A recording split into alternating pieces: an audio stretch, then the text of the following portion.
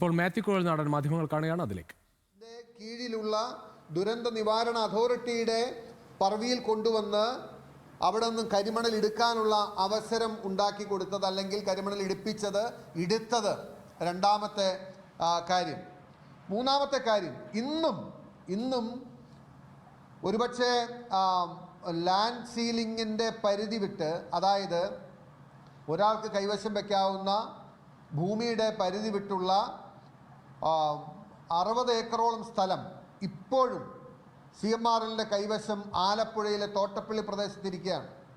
വലിയ കരിമണൽ ഡിപ്പോസിറ്റുള്ള, വലിയ ധാതുക്കളുടെ വലിയ പ്രാധാന്യമുള്ള ആ സ്ഥലത്തിന് എക്സംപ്ഷൻ നൽകിയത്, അതായത് ആ സ്ഥലം തിരിച്ചു പിടിക്കാൻ വേണ്ടി, അതായത് അർഹതയിൽ കൂടുതലുള്ള അല്ലെങ്കിൽ നിയമം അനുശാസിക്കുന്നതിനപ്പുറമുള്ള സ്ഥലം കൈവശം വെച്ചിരിക്കുന്നു എന്നതുകൊണ്ട് ആ സ്ഥലം തിരിച്ചു പിടിക്കാൻ വേണ്ടിയിട്ടുള്ള നടപടി റവന്യൂ ഡിപ്പാർട്ട്മെൻറ്റ് ആരംഭിച്ചതിന് പിന്നാലെ ജില്ലാ കളക്ടർ ഇത് വ്യവസായ ആവശ്യത്തിന് വേണ്ടിയാണ് എന്ന് പറഞ്ഞ് എല്ലാ നോംസും ലംഘിച്ചുകൊണ്ട് അവർക്ക് എക്സംപ്ഷൻ നൽകിയിട്ടുണ്ട്.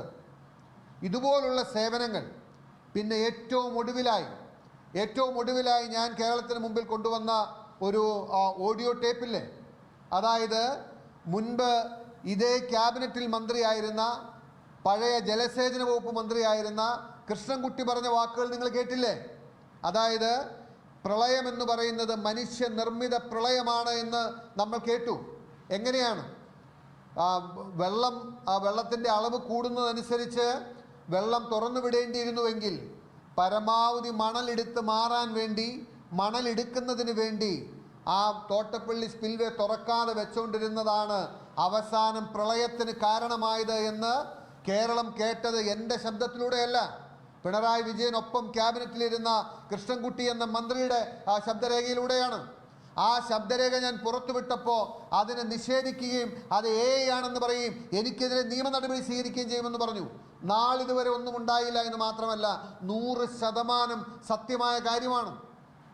കരിമണൽ എടുക്കുന്നതിന് വേണ്ടി എല്ലാ നിയമങ്ങളും, എല്ലാ നോംസും, എല്ലാ സ്റ്റാൻഡേർഡ്സും കാറ്റിൽ പറത്തി സ്പിൽവേ തുറക്കാതെ വെച്ചുകൊണ്ടിരുന്ന് ആ കരിമണൽ എടുക്കാനുള്ള സൗകര്യം ചെയ്തു കൊടുത്തുകൊണ്ടിരുന്നതാണ് ചെങ്ങന്നൂരിലും റാന്നിയിലുമൊക്കെ ഇത്രയും വലിയ വെള്ളപ്പൊക്കത്തിന് കാരണമായത്.